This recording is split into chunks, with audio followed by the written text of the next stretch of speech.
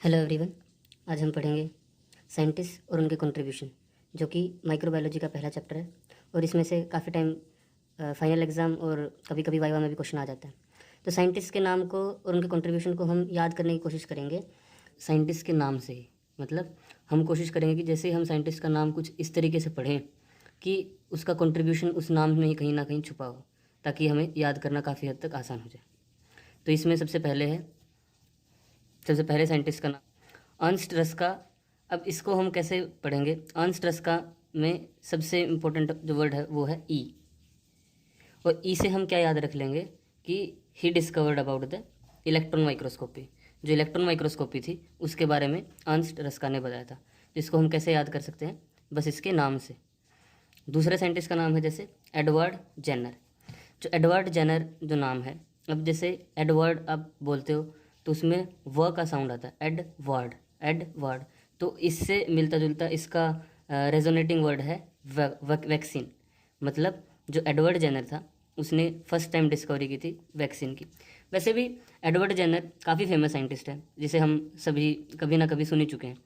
But इसके लिए फिर भी हम ये ट्रिक रख सकते हैं याद कि एडवर्ड मतलब व फॉर वैक्सीन।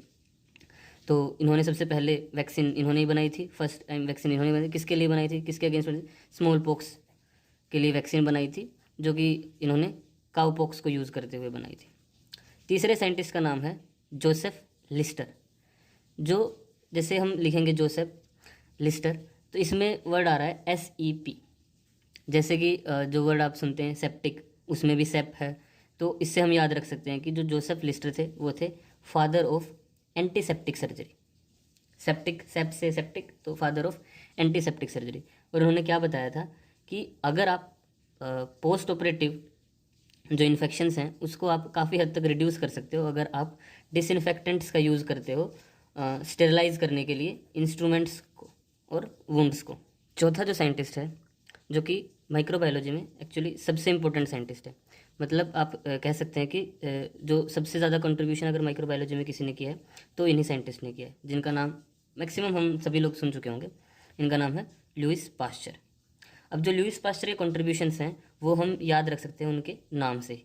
सबसे पहले लुईस पास्चर में पास्चर जो वर्ड है, जो कि उनका सरनेम है, उससे हम याद कर सकते हैं उनके दो कंट्रीब्यूशन कि लुईस पास्चर ने ही पास्चराइजेशन ऑफ मिल्क एंड इन्हीं के नाम पे इनको ट्रिब्यूट करने के लिए पेरिस में पास्चर इंस्टीट्यूट बनाया गया है। इस भी पॉइंट को आप बस उनके नाम पास्चर से याद कर सकते हैं कि उन्होंने पास्चराइजेशन ऑफ मिल्क और उनको ट्रिब्यूट करने के लिए पेरिस में पास्चर इंस्टीट्यूट को बनाया गया। अब जो लुईस पास्चर है, इनके नाम में सबसे पहला वर्ड है क्या? लुईस में सबसे पहला वर्ड है एल। तो इस एल से आप याद रख सकते हैं कि इन्होंने कल्चर मीडिया की डिस्कवरी की थी। कौन से कल्चर मीडिया की? लिक्विड कल्चर मीडिया की। तो एल इनके नाम में सबसे पहला वर्ड है और इन्होंने किसकी डिस्कवरी की थी? कल्चर मीडिया की डिस्कवरी की थी। कौन से culture media? Liquid culture media की। और जो लुईस पास्चर हैं उनके इतने सारे कंट्रीब्यूशंस को रिकॉग्नाइज करने के लिए उन्हीं को एक्चुअल में फादर ऑफ माइक्रोबायोलॉजी कहा जाता है। तो लुईस पास्चर ही क्या थे? Father of microbiology. अब जो ये वर्ड है फादर, इससे हम इनके आगे कंट्रीब्यूशंस को भी, काफ़ी कंट्रीब्यूशंस को याद कर सकते हैं। जैसे जो फादर वर्ड है उसमें सबसे पहला वर्ड है एफ। एफ से आप क्या याद रख सकते हैं कि जो लुईस पास्चर थे उन्होंने ही फर्मेंटेशन प्रिंसिपल के बारे में बताया था। फादर में सबसे पहला वर्ड है एफ, और एफ से हम याद रख सकते हैं कि उन्होंने सबसे पहले फर्मेंटेशन प्रिंसिपल के बारे में बताया था। दूसरे जो दो वर्ड है फादर में वो हैं ए और टी। जो ए और टी जो दो वर्ड हैं फादर में, उसको हम कैसे हेल्प में ले सकते हैं कि जो लुईस पास्चर थे उन्होंने ही ऑटोक्लेव के बारे में बताया था, ऑटोक्लेव की डिस्कवरी की थी। तो इसको कैसे याद रख सकते हैं आप? ए टी से ऑटोक्लेव। तीसरा आप याद कर सकते हैं कैसे? जम, जो ER वर्ड है फादर में लास्ट में, इससे आप याद रख सकते हैं कि इन्होंने जो थ्योरी ऑफ एवोल्यूशंस थी उनमें जो जर्म थ्योरी थी उसको सपोर्ट किया था। और इन्होंने किस थ्योरी को कॉन्ट्राडिक्ट किया था और किस थ्योरी का अपोज किया था? वो थी थ्योरी ऑफ एबायोजेनेसिस।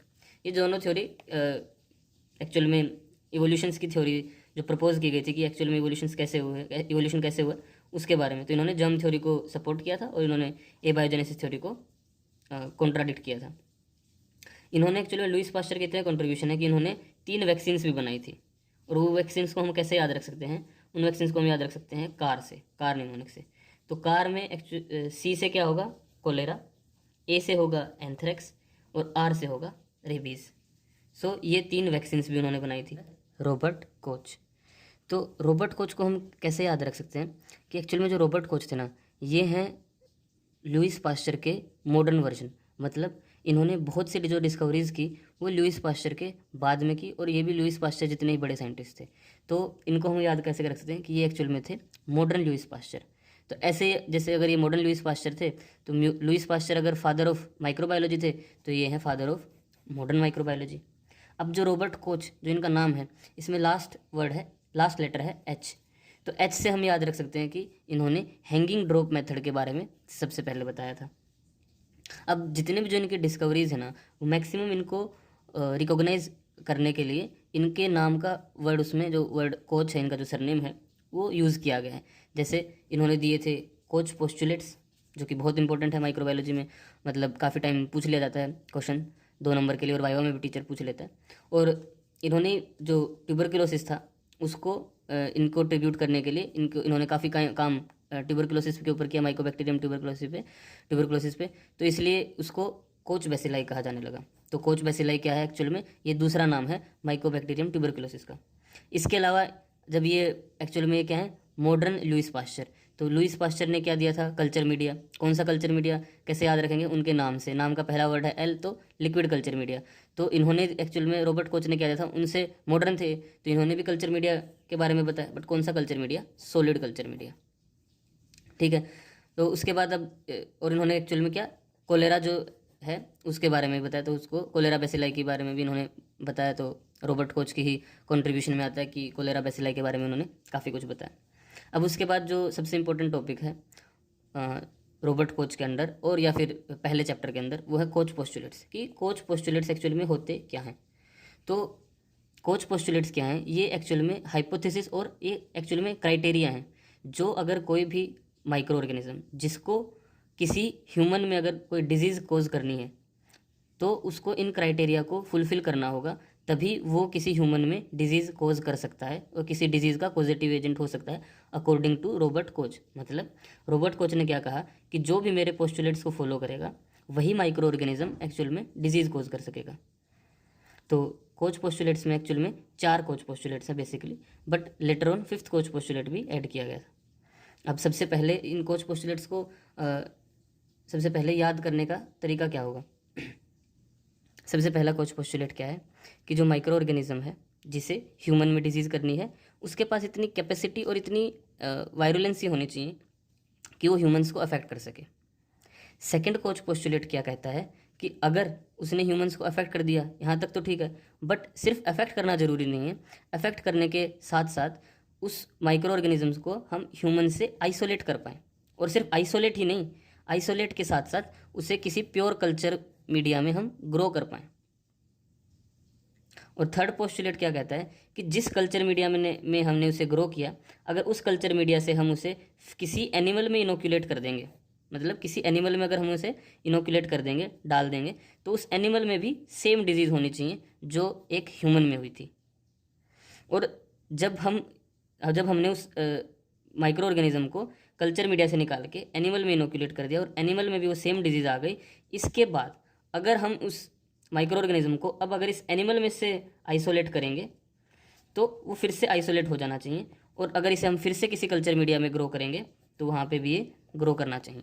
तो इसको कैसे याद करना है कि अगर किसी ऑर्गेनिज्म को, सबसे पहला पोस्टुलेट क्या कहता है, अगर किसी ऑर्गेनिज्म को ह्यूमन में डिजीज़ करनी है तो सबसे पहले उसे ह्यूमंस को अफेक्ट करना होना चाहिए। सिर्फ अफेक्ट करने से काम नहीं चलेगा, अफेक्ट करने के साथ साथ हम उस ऑर्गेनिज्म को आइसोलेट भी कर पाएँ, और आइसोलेट करने के साथ साथ उसे एक प्योर कल्चर मीडिया में ग्रो कर पाएँ।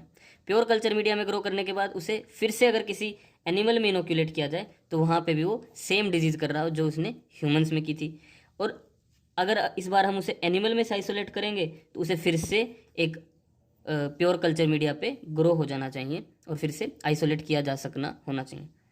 अब जो 5th कोच पोस्टुलेट था, जो कि बाद में ऐड किया गया था, वो क्या कहता है कि जैसे ही कोई माइक्रो ऑर्गेनिज्म किसी ह्यूमन में आ गया है डिजीज़ करने के लिए, तो माइक्रो ऑर्गेनिज्म क्या हो गया, एक्चुअल में ये एक एंटीजन की तरह एक्ट करेगा।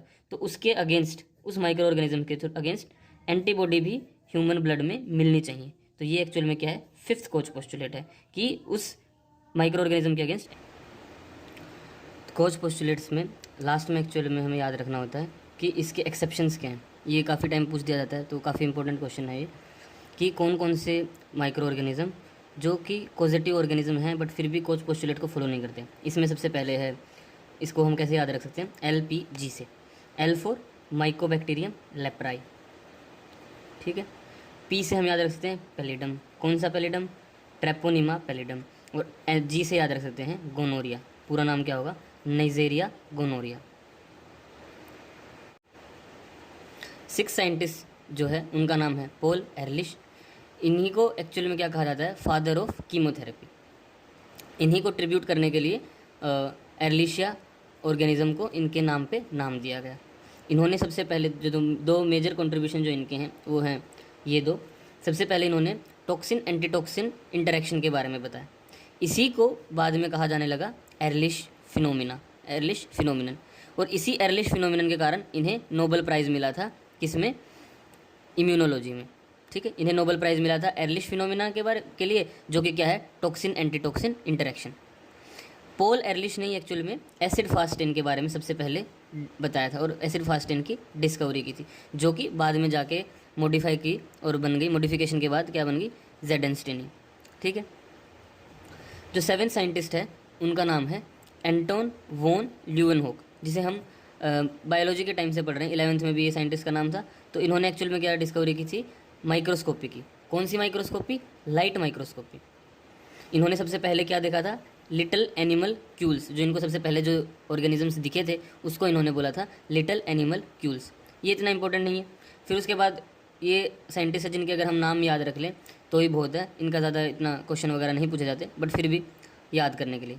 तो 8 साइंटिस्ट है, उनका नाम है कैरी बी म्यूलिस। अब कैरी बी म्यूलिस, इसमें क्या है, 3 लेटर्स जो हैं वो 3 वर्ड से एक्चुअल में ये नाम। तो इसके 3 अगर लेटर्स देखे हैं तो इन्होंने जो डिस्कवरी की थी उसमें भी 3 लेटर्स हैं। वो 3 लेटर्स कौन से हैं, PCR। फिर 9 साइंटिस्ट का नाम है HC ग्राम, जिन्होंने ग्राम स्टेनिंग के बारे में बताया था।